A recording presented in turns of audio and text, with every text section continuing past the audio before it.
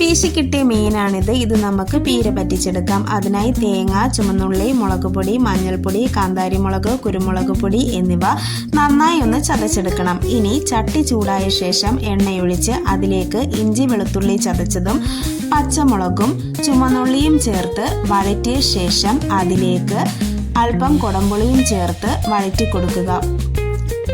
ഇനി അതിലേക്ക് ചതച്ച് വെച്ചിരിക്കുന്ന അരപ്പും കൂടി ചേർത്ത് അതിൻ്റെ പച്ചമണം മാറുന്നിടം വരെ ഒന്ന് വഴറ്റി കൊടുക്കുക.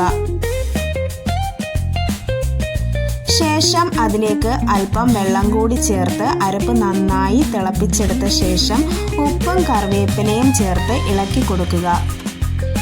ഈ അരപ്പിലേക്ക് വൃത്തിയാക്കിയ മീൻ കൂടി ചേർത്ത് ഇളക്കിയ ശേഷം അടപ്പ് വെച്ചടച്ച് ചെറുതീയിൽ വെള്ളം വറ്റിച്ചെടുക്കാം.